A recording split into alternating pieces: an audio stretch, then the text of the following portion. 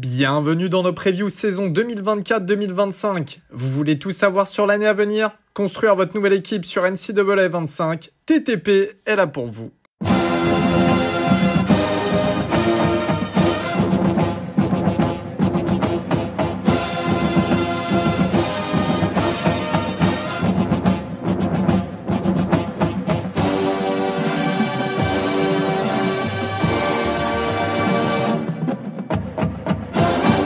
Salut tout le monde, on se retrouve pour une nouvelle preview sur The Triplet, cette fois-ci pour parler du Group of Five avec deux équipes qui ont le vent en poupe en cette pré-saison 2024, puisqu'il s'agit de Tulane et de Boise State.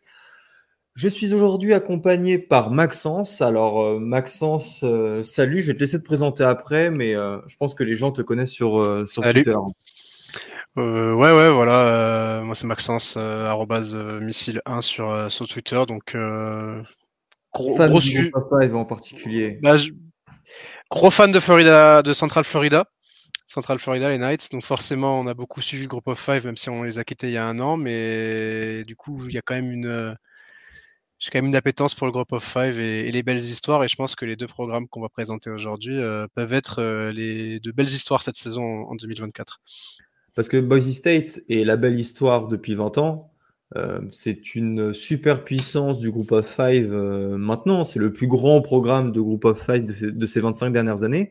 Alors que Tulane, c'est plus récent. Alors, il y avait eu une période de gloire dans les années 30 et 40 où Tulane faisait encore partie de la SEC.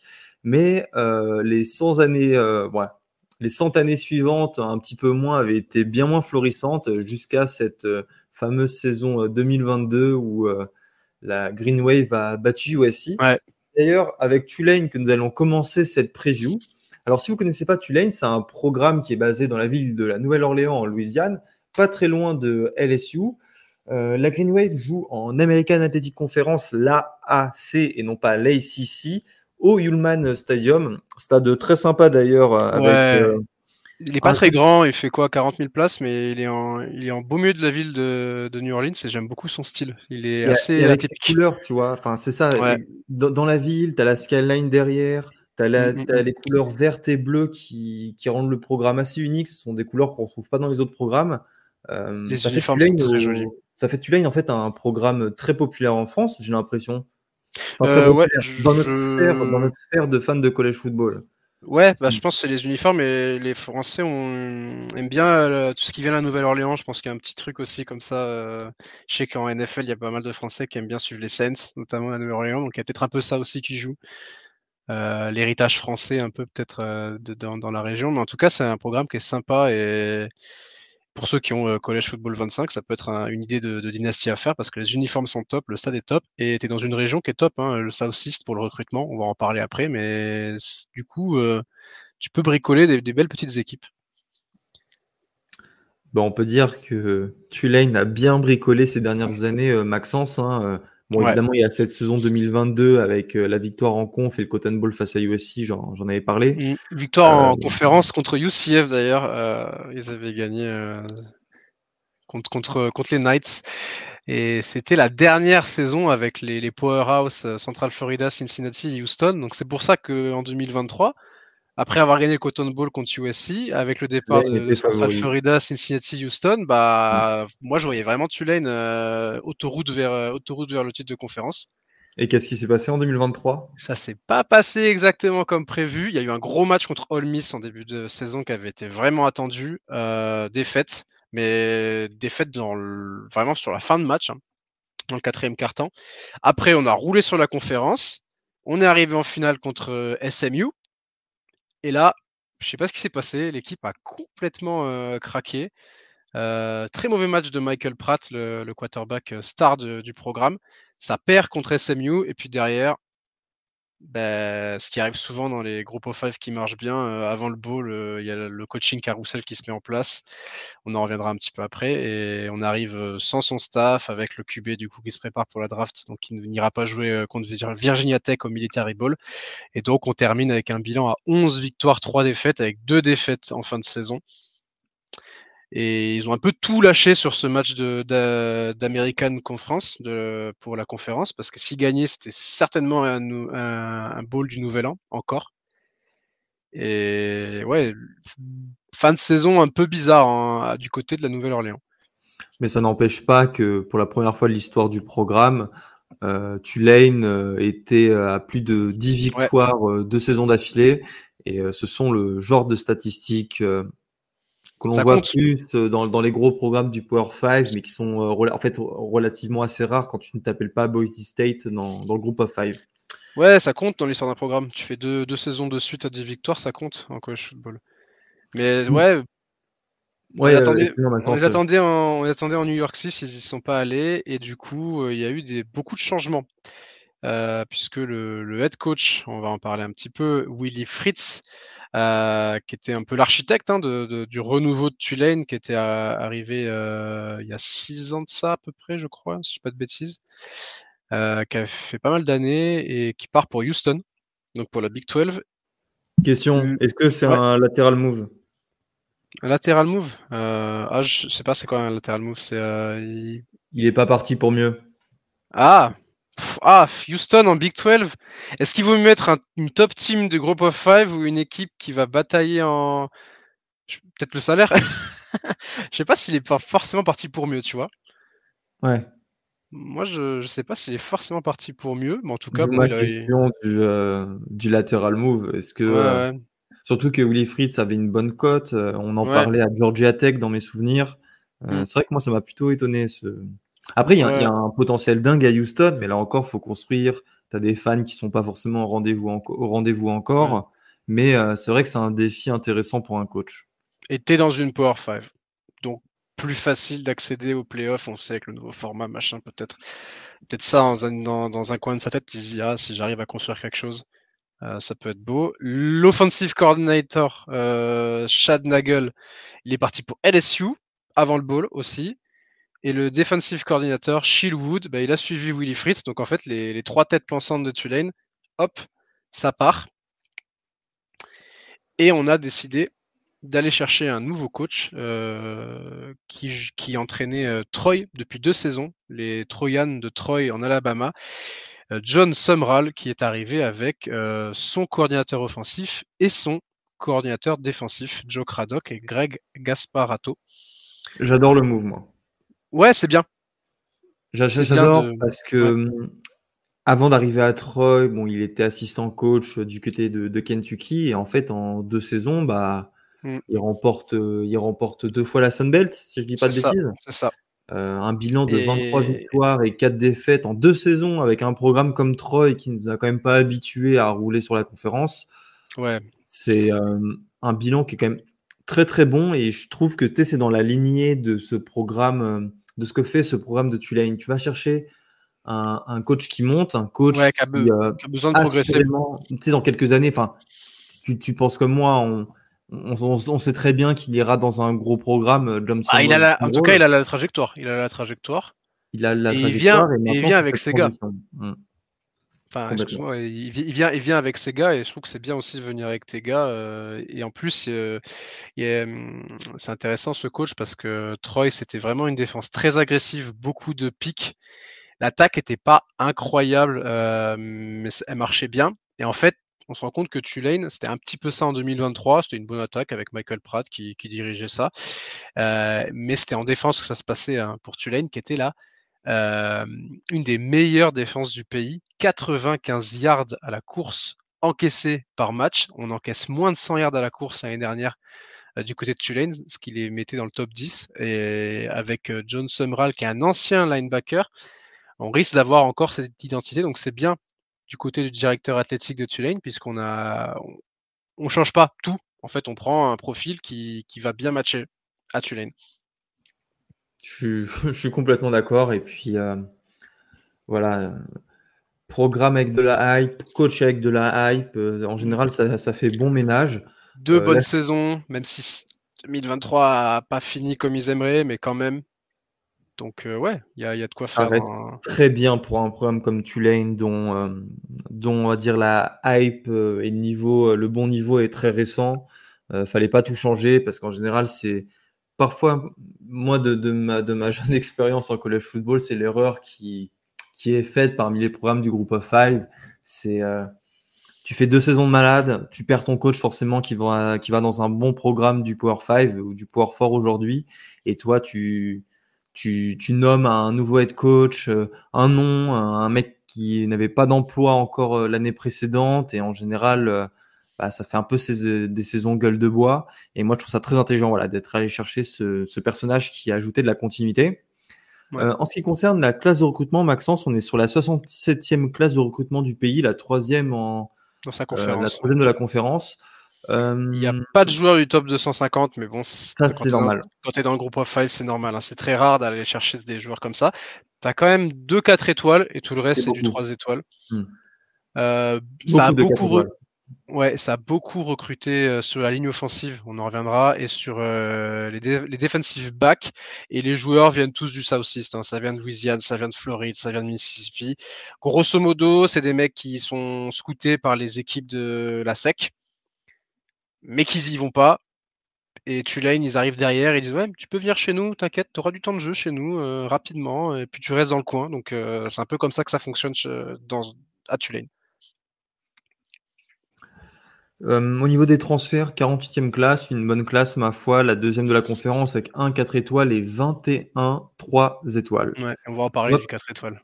On va parler du 4 étoiles évidemment parce que il concerne ce poste de quarterback, Maxence, puisque nous allons commencer la présentation de l'effectif avec le départ de Michael Pratt qui laisse quand même un vide important à Tulane.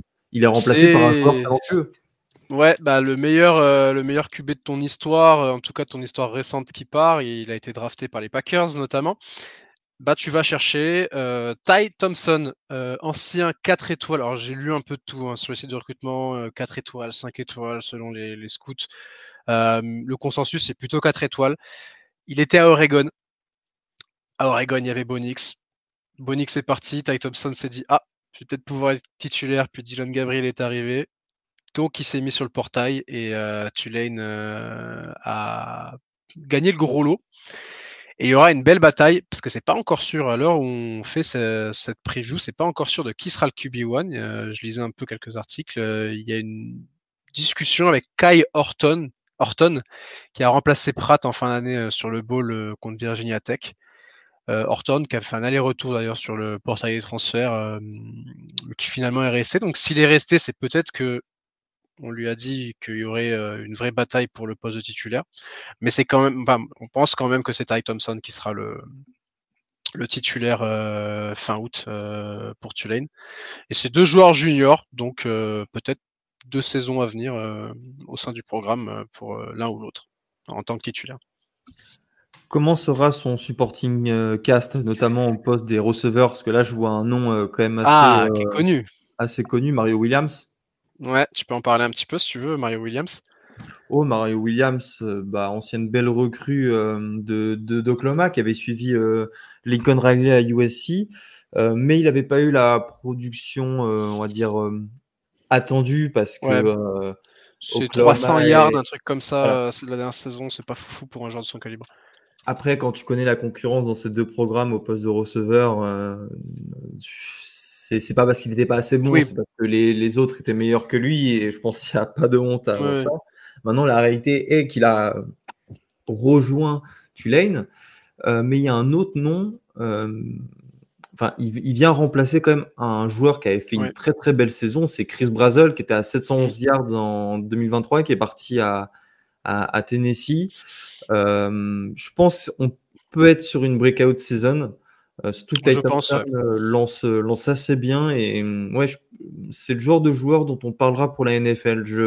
Oui, en tout cas c'était ce qui était prévu quand il était lycéen. On parlait de ça, on parlait de joueurs qui a le niveau pour être en NFL plus tard, qui a suivi Riley à USC. Alors est-ce qu'il a bien fait? Est-ce qu'il aurait dû rester à Oklahoma? En tout cas là il est à Tulane. Et je pense que je suis d'accord avec toi. Je pense que si vous faites une fantasy college football, je pense que ça peut être un bon piqué, Mario Williams, clairement. Et un autre transfert. Également, on a pris Chaz Preston qui arrive d'Alabama. Alors Chaz Preston, si vous ne connaissez pas, c'est normal. Hein. Il fait partie de ces nombreux joueurs qui sont dans des très bonnes équipes, mais qui n'arrivent pas forcément à aller chercher une place, à faire des reps ou quoi que ce soit. Mais bon, il est prévu quand même dans cette équipe de Tulane pour être dans les receveurs titulaires, donc ce sera intéressant à voir. Et on aura également l'ancien, puisque il n'y a pas que des transferts, Yul Keith Brown, le senior, qui est là depuis un bon moment maintenant. Donc il y a quand même un bon petit receveur corps pour la conférence. À noter aussi un joueur qui arrive d'LSU, Kai Prian. On a été actif sur le marché des transferts pour Tulane pour aller chercher des bons joueurs. Là, comme ça s'appelle Bryce Bohannon aussi qui était là l'année dernière. Donc il y aura une petite bataille, mais je pense que les 3 noms à retenir, c'est Preston, Brown et Williams, bien sûr. Et puis au poste de tight end, Alex Bowman qui revient, qui est un ancien joueur de Notre-Dame et qui sera le tight end titulaire. Chez les running backs, un one-two punch, Micah Hughes et Shady Clayton-Johnson. Normalement, celui qui doit avoir le plus de portée, c'est Micah Hughes, d'autant plus qu'il est sophomore, donc là, il y a un potentiel quand même pour voir s'il continue la tête de gondole de cette équipe. Ouais. À voir s'il continue dans sa lancée. 1378 yards l'année dernière, 7 touchdowns à la course. Donc pour un freshman, c'est quand même très bien. C'est excellent. Donc on va voir s'il continue sur sa lancée. Je sais pas trop si Tulane reste. J'ai l'impression que c'est une équipe assez équilibrée passe-course. Oui. Est-ce qu'avec Ty Thompson, ça va plus jouer à la passe mais bon, en tout cas, Mackie Hughes à surveiller. À surveiller un running back. Et puis, on va parler des... Ouais. C'est peut-être là où c'est plus compliqué parce qu'il n'y a qu'un seul starter de retour sur la ligne offensive, Rashad Green. C'était le chantier. Ouais. 6 recrues. On a quand même pris 6 recrues de la O-line, dont le 4 étoiles Dominic Stewart. On n'a que Rashad Green qui revient parmi les titulaires sur la ligne.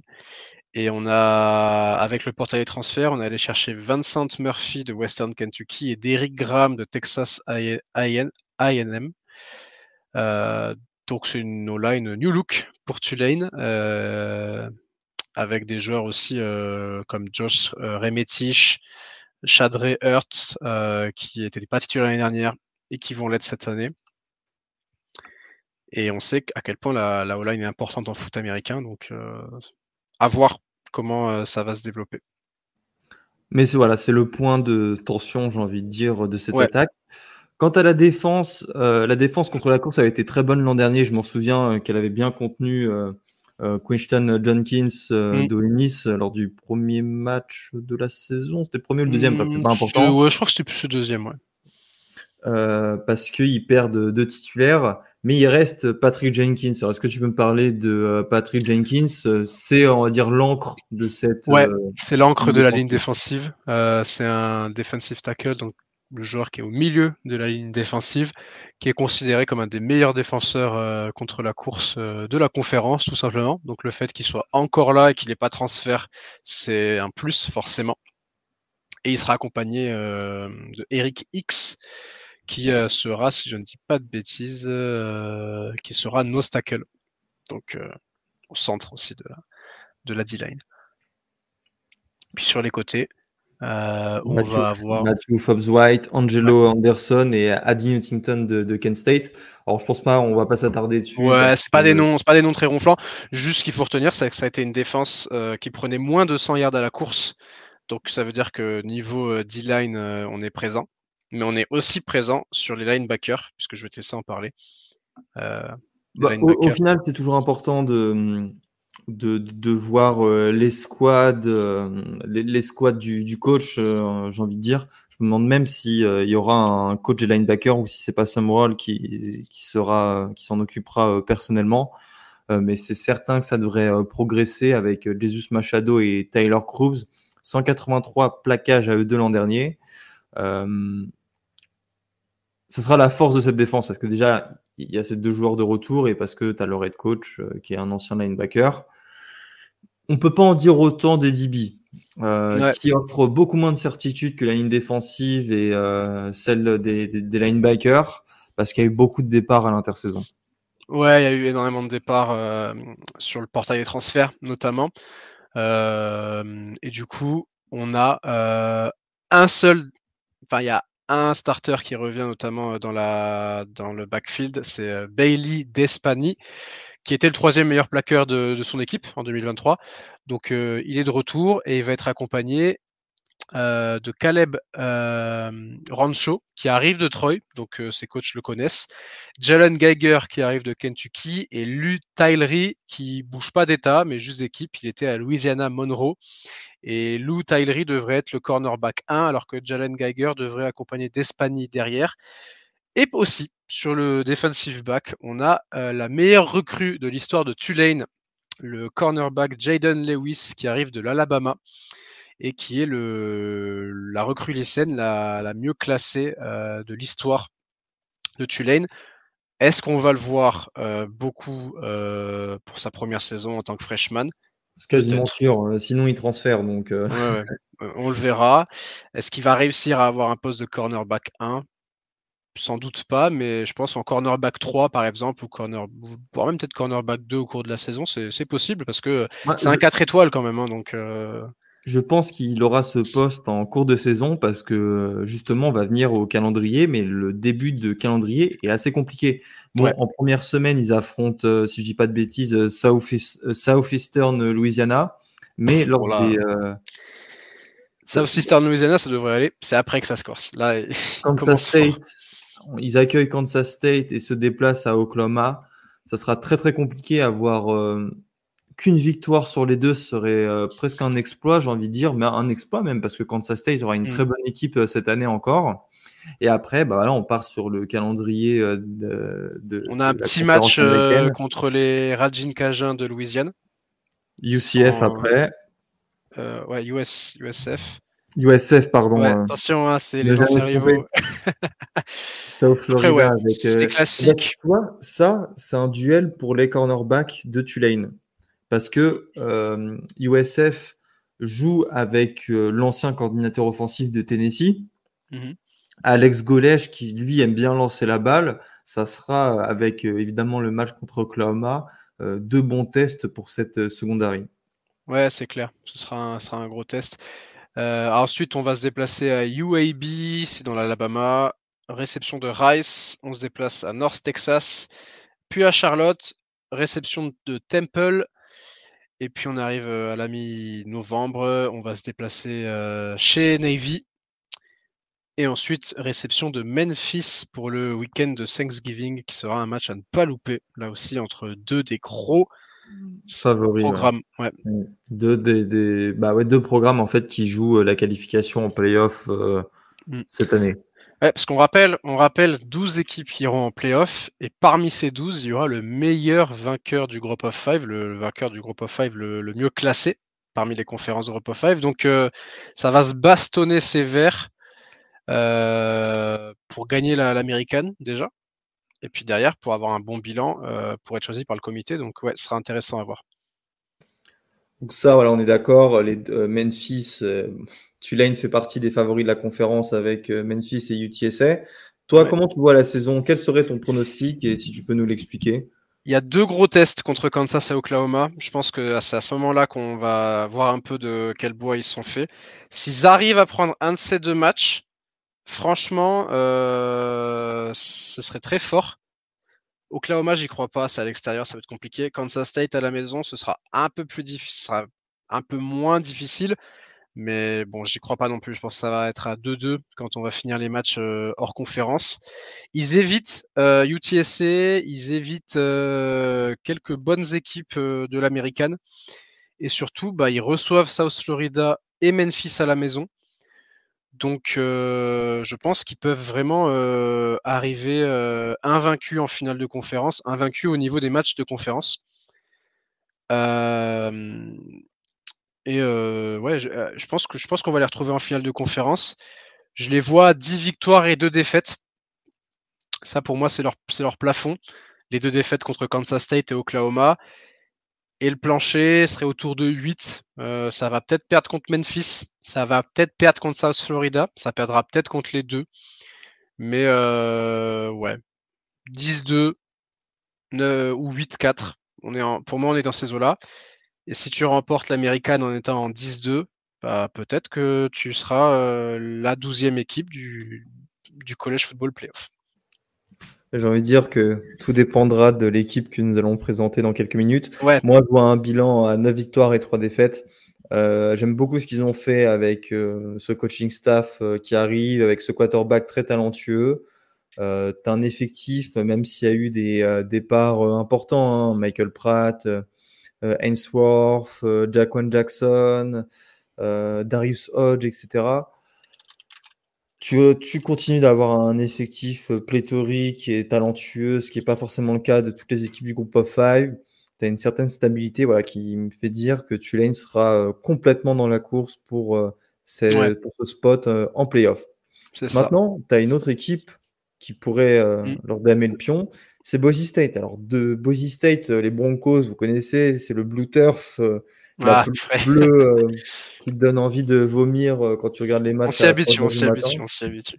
Mais ouais, je suis mauvaise langue. C'est vrai qu'on s'y habitue, mais quand on est habitué au joli terrain vert, il peut y avoir un petit choc réactionnaire ou conservateur de la part des fans de football. Mais vous verrez, c'est très cool. Et après, si vous voulez aller encore plus loin, il y a Eastern Michigan, qui est avec un terrain gris. Après, tu as Eastern Washington en FCS qui joue avec un terrain noir. Rouge ou noir, ouais. Ah, c'est une bonne question. Je crois que c'est rouge. Hein. Je crois qu'il est rouge leur terrain. Je crois que c'est rouge. Et ça, pour le coup, ça fait très mal. Oui, celui-là, il est horrible. Celui-là, il est horrible. Et bon, ça n'empêche pas de bien jouer. Cooper Kupp vient de cette fac. Mais là, on parle de Boise State. Alors, on était à la Nouvelle-Orléans pour le Green Wave. Alors là, on est dans un tout autre panorama. On est en beau milieu de l'Idaho. Et non pas de Boise. Boise is not a state. Ouais, c'est ça. On est dans la ville de Boise, en fait, tout simplement, qui est une des plus grandes villes de l'Idaho, mais en même temps, bon, c'est pas un état très peuplé. Et on est dans un des cadres que je préfère en college football, par contre. J'aime trop ce genre de programme au fin fond des États-Unis. Et bah, surtout qu'ils font pas de la figuration dans le college football. Et ils ont une des plus belles victoires du Group of Five, c'était contre Oklahoma au Fiesta Bowl, alors l'année en 2007. En 2008. 2008. Ouais. Qui était magnifique avec le nom, c'était le. Oui, c'était l'échelle. C'était l'échelle.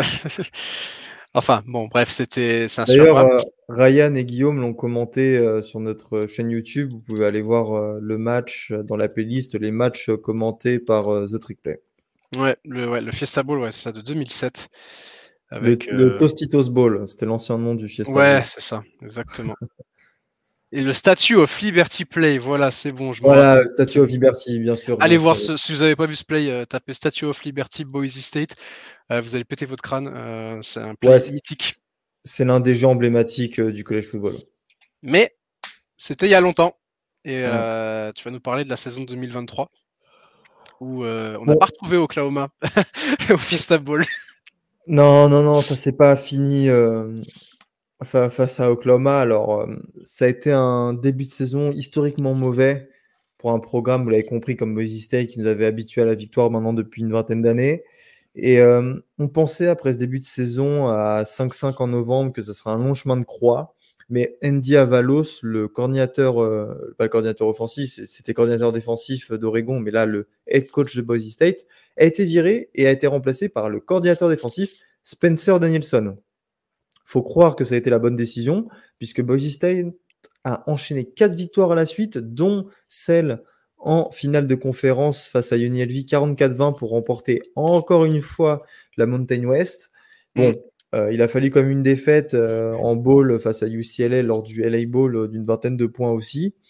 Boise State a eu une saison à réaction qui nous a, on va dire, qui nous a un peu pris de court parce qu'on était habitué à avoir cette équipe gagner en puissance, à être bonne dès le début de saison. Ouais. Moi, je me rappelle d'eux parce que UCF avait joué là-bas et on gagne sur un field goal. Un field goal. Et c'est vrai que ça C'était pas un match facile. Et après, ils étaient en 0-2 pour la première fois depuis très très longtemps. Ouais, ils s'étaient fait allumer par Washington en ouverture de saison, mais bon, quand on voit où Washington a fini après, bon, on se dit bon. C'était pas honteux. Mais du coup, une équipe qui a beaucoup joué sur la course, hein, plus de 200 yards par match. 32 points par match, 24 points encaissés. On va dire que la fin de saison a quand même sauvé les meubles, largement. Et du coup, il y a une bonne nouvelle pour ce coach, puisqu'il a été prolongé, Spencer Danielson. Il a été prolongé, j'ai même envie de dire qu'il a été plutôt affirmé comme coach, puisque il était censé être le coach intérimaire, mais la fin de saison a été telle qu'il a été décidé de le nommer head coach pour de bon. Il a évidemment constitué un nouveau staff avec deux noms à retenir, le coordinateur offensif Dirk Koetter, qui a déjà été head coach de Boise State entre 1998 et 2000, 2 saisons lors desquelles Boise State avait remporté la Big West Conference, l'ancêtre de la Mountain West. Voilà, c'était il y a longtemps. Si vous êtes fan de NFL, vous savez qu'il a été head coach des Buccaneers de Tampa Bay. Et en 2022, il était analyste offensif. Donc voilà, c'est une tête connue qui a un CV, ma foi, très bon hein, pour être coach en NFL. Il apportera de l'expérience à Danielson, hein, qui reste un coach défensif. Et du côté de la défense, ce sera Eric Schinander, qui était coach de position en 2022 sur la D-line notamment, et avant ça, coordinateur défensif du côté de Nebraska pendant 4 saisons. Bon, vous allez me dire que les 4 saisons de Nebraska, ce n'étaient pas les meilleures, ouais. mais ça reste, on verra ce que ça donne avec Boise State et dans la Mountain West. Et on a eu par contre, on va parler du recrutement, on a eu une très mauvaise nouvelle pour Boise State. Boise State allait avoir une recrue 5 étoiles qui venait de l'Idaho, Gatlin Bear. Ça va être la première recrue 5 étoiles de l'histoire de Boise State et je crois que c'était pas loin d'être la meilleure recrue de l'histoire pour un programme du Group of Five. Je trouve que c'était une dinguerie comme ça. On parle d'un receveur j'ai regardé, qui court le 100 mètres en 10 secondes 15. Ouais, c'est énorme, c'est ouf. C'est une dinguerie à son âge. Malheureusement, en fait, il avait commit à Oregon, puis il a décommit pour aller à Boise State, et puis finalement, il repart à Eugene dans l'Oregon. Et c'est dommage parce que ça aurait été une prise de guerre exceptionnelle pour Boise State d'aller chercher l'enfant du pays, qui malheureusement part dans l'Oregon. Mais on a quand même fait une bonne classe de recrutement quand même pour Boise State, puisqu'ils ont la 74e classe du pays, si je regarde en regardant les différents classements. Et on a la 2e meilleure classe derrière San Diego State pour la conférence. À leur place, mais comme depuis toujours. Hein, c'est ça. Après, c'est pas vraiment ce qu'on regarde avec Boise State. C'est un programme qui nous habitue à développer magnifiquement bien ses joueurs. Ouais, c'est ça. Puis en parlant de joueurs, passons à l'effectif parce que on va commencer avec le plus important, le poste de quarterback. Et on a une news fraîche, on a une news super fraîche Boise State. Une news fraîche ce matin. Ce n'est pas Malachi Nelson, l'ancien 5 étoiles quarterback d'Oklahoma, puis du USC qui avait suivi Lincoln Riley, qui sera le titulaire, mais Madsen. Alors Madsen, peut-être que vous le connaissez, il avait été titulaire l'an dernier lors de quelques rencontres. Il avait mis sur le banc Tylen Green, qui aujourd'hui est parti à Arkansas, avant de se blesser et de laisser à ce dernier, encore une fois, la place de titulaire. C'est un choix très fort du staff d'avoir décidé de titulariser Madsen, qui était, je crois, le 103e ou le 102e quarterback de sa cuvée de recrutement, là où Malachi Nelson était le 5e meilleur quarterback et qui était surtout le quarterback d'une powerhouse au lycée Los Alamitos en Californie. Donc c'est un choix très très audacieux de la part du coaching staff. Maintenant, ça ne sera pas Madsen la star, Maxence, mais ça sera le running back Ashton Jeanty. Ashton Jeanty, probablement des meilleurs running backs du pays. Sans aucun doute. Quasiment 2000 yards si on cumule à la course et à la réception, qui a été en fait le fer de lance de la 6e attaque au sol en overall du pays. Et il est de retour à Boise State, et ça c'est la bonne nouvelle parce que c'est un joueur qu'on aurait pu voir sur le portail des transferts. Et il a clairement le potentiel pour les jouer dans une Power 5. C'est un joueur junior et il a décidé de rester donc du côté de l'Idaho. Et il va être la star de cette équipe complètement. Et il aura un backup avec Jambray Dunbar, qui est un très bon running back backup, qui était autour des 300 yards l'année dernière. Donc ils seront les deux, ce sera la base de l'attaque des Broncos cette année. Qui devrait encore beaucoup aller vers le sol. Hein. Ouais, c'est sûr. C'est sûr. D'autant plus que tu as comme une ligne offensive qui devrait être encore une fois bonne. J'ai un doute, est-ce qu'elle avait été bonne l'an dernier, cette ligne offensive? Mais quoi qu'il en soit, il y a 4 titulaires qui Elle avait reviennent. elle avait été quand même assez forte l'année dernière. Il y a 4 titulaires sur les 5 qui sont de Ouais. retour. Et ça, c'est très important, de l'expérience collective sur le poste de la O-line. Et puis, c'est peut-être l'un des arguments qui a fait que Ashton Genty a décidé de rester du côté de l'Idaho alors que les portes des meilleures équipes lui étaient ouvertes. Ouais, en plus, c'est un Ça mec vaut qui vient de bien. Floride et tout, donc Ouais. franchement, c'est un gars, t'aurais pu te dire, dès qu'il peut se barrer de l'Idaho, il se barre, tu vois. Ouais. Mais non, il reste. Et ouais, je pense que il a vu la O-line qui reste, il a fait c'est bon, je vais encore faire des stats de zinzin. Et puis faire monter mon stock pour la draft, tout simplement. Est-ce que c'est aussi bien du côté des receveurs Alors, au côté des receveurs, c'est pas mal quand même si on aurait pu avoir Gatlin Bear, qui aurait été un ajout de zinzin, mais bon, malheureusement, il ne partira pas. On a malheureusement perdu le meilleur receveur de l'équipe, c'était Eric McAllister, 873 yards l'année dernière, qui part pour TCU, pour Fort Worth, dans le Texas. Il y aura, pour le remplacer, le sophomore Prince Strachan, qui n'a attrapé que 12 ballons l'année dernière, mais c'était 22 yards en moyenne, donc c'était plutôt une deep threat. On verra comment il va se débrouiller cette saison. Il y a Latrell Capels qui revient après une saison blanche, qui était un bon receveur bien solide pour Boise State. Et après, on a fait marcher le portail transfert pour faire venir Cameron Camper de l'Indiana, mais surtout, rappelez-vous en 2022 la classe de recrutement de zinzin que Texas A&M avait fait à l'époque, avec des 5 étoiles dans tous les sens, mais ils en ont récupéré un, Chris Marshall, qui était dans cette classe de recrutement de Texas A&M en 2022, qui n'a pas percé dans le Texas, qui est parti du côté du JUCO et qui maintenant arrive à Boise State pour vraiment enfin se lancer en première division. C'est un ancien 5 étoiles, donc je pense que je ne dirai pas de secret si je vous dis que c'est lui qui sera le receveur numéro 1 de cette équipe. Chris Marshall. Et au final, cette attaque est plutôt sexy, j'ai envie de dire. Il y a des belles C'est pas mal, ouais. Mais quand faut voir Chris Marshall, parce qu'il n'a pas percé à Texas A&M, donc ça se trouve, il y a des problèmes de comportement, tu vois. Oui, je pense qu'il y a des problèmes de comportement. Je me demande si c'était pas lui qui était dans l'histoire, là, des mecs qui faisaient du drift dans les parkings. C'est possible. Mais bon, là, il est à Boise State, dans une conférence moins forte que la Southeastern. Il s'est relancé du côté de Kilgore, qui était une des grosses équipes de JUCO. Ouais, c'est ça en fait. Ouais. Il était à IM, il a été suspendu. Il a encore fait une connerie, donc il a été, on lui a dit, il a été encore suspendu, donc il est parti. Il est parti à Ole Miss, mais il a encore fait une connerie, donc, enfin bref, ça a l'air d'être un sacré génie, mais bon, espérons que les problèmes soient derrière lui et qu'il lance enfin sa carrière dans l'Idaho.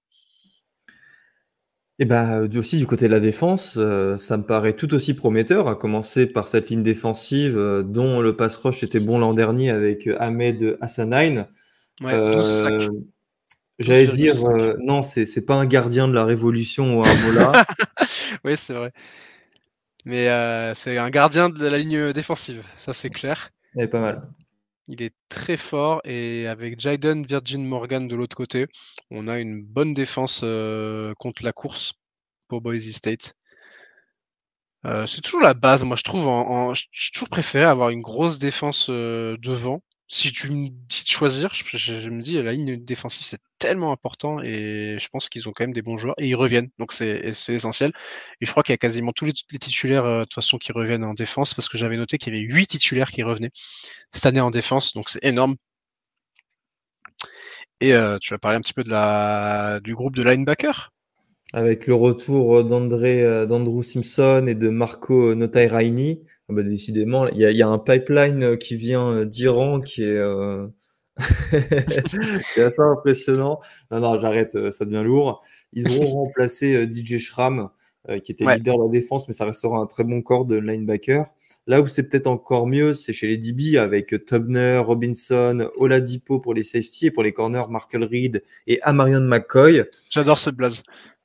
Lui, ce blaze-là, il faut qu'il aille en les blazes sont Tubner, Oladipo, Markel Reed, Amarion McCoy. Qui était très bon l'an dernier parce que les quarterbacks adverses affichaient des statistiques inférieures à 55% de passes complétées. Ça devrait continuer lors de cette saison 2024. Ouais, c'était une équipe assez forte aussi contre la passe. Ouais. Et quand ils arrivaient vraiment à être en forme, ils étaient quasiment invaincus. Donc ça va être vital pour eux de garder ça. Mais le fait d'avoir 8 starters qui reviennent en défense, c'est un luxe de fou quand t'es coach en college football parce que tu connais tes gars. Surtout pour un effectif qui a. Et en plus, c'est l'ancien coordinateur. Ouais, puis c'est l'ancien defensive coordinateur de l'équipe, donc il connaît ses gars. Donc ça va, je pense que ça va rouler. On va en parler dans les pronostics, mais je pense que Boise State, ça va bien rouler, je pense, cette année. Et avant de parler des pronostics, il faut regarder le calendrier. Alors ça commence par une première rencontre face à Georgia Southern. Puis après, tu as un déplacement qui sera très compliqué à Oregon. Oregon qui est annoncé comme l'une des meilleures équipes en 2024. Je passe à la suite. Tu as 3 réceptions, Portland State, Washington State, Utah State. 2 déplacements à Hawaii et UNLV. Attention à UNLV à Las Vegas, ça pourrait être compliqué. Puis une réception de San Diego State, Nevada. Et enfin 2 déplacements à San Jose State, Wyoming. Et une dernière réception, celle d'Oregon State, dans le cadre du partenariat des 2 laissés pour compte de la Pac-12. Toi, tu vois ça comment ? Est-ce que c'est un calendrier facile ? Je trouve le calendrier très facile pour Boise State. Déjà parce qu'ils évitent tous les gros de la Mountain West, puisque la Mountain West fait comme toutes les autres conférences, ils ont laissé tomber les divisions. Donc, tu as des années où tu auras de la chance, des années où tu n'auras pas de chance. Cette année, ils ont de la chance. Ils évitent Colorado State, Air Force et Fresno State qui sont attendus comme des contenders. Il y a ce déplacement à Oregon, on va pas se cacher, ils vont perdre à Oregon. Franchement, s'ils gagnent, je serais très surpris, même si c'est une belle équipe. Mais Oregon, c'est trop fort et ils ont un des meilleurs QB. C'est pas parce qu'il vient de Central Florida que je dis ça, hein, mais Dylan Gabriel, voilà, je pense que c'est l'année de Dylan Gabriel à Oregon. Et après, je pense qu'ils vont arriver invaincus en termes de conférence. Je vois pas qui peut les prendre en fait dans leur calendrier. Les matchs contre Oregon State et Washington State, j'ai du mal à situer le niveau des 2 laissés pour compte de la Pac-2. Est-ce qu'il reste une équipe de Power 5 ou est-ce que c'est devenu des vraies équipes de Group of 5 un peu faiblardes ?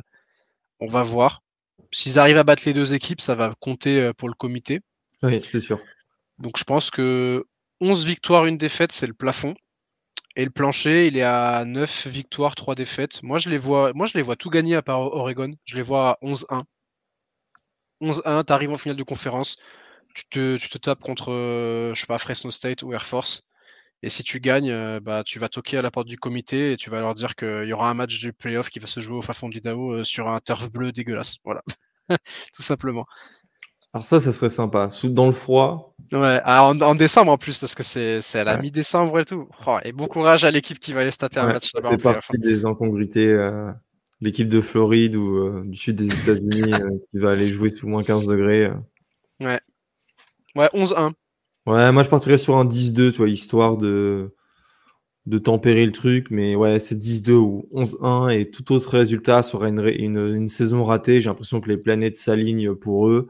Et maintenant, Boise State est, j'ai presque envie de dire, le grandissime favori pour ce dernier spot en playoff. C'est l'équipe, bon, ça vaut ce que ça vaut, mais quand tu regardes le top 25 de la Associated Press, c'est l'équipe du Group of 5 qui a reçu le plus de votes. Ils ne sont pas dans le top 25, mais c'est l'équipe qui a reçu le plus de votes. Donc, c'est-à-dire que dans la tête des votants, c'est eux le leader, quoi, le leader du Group of 5.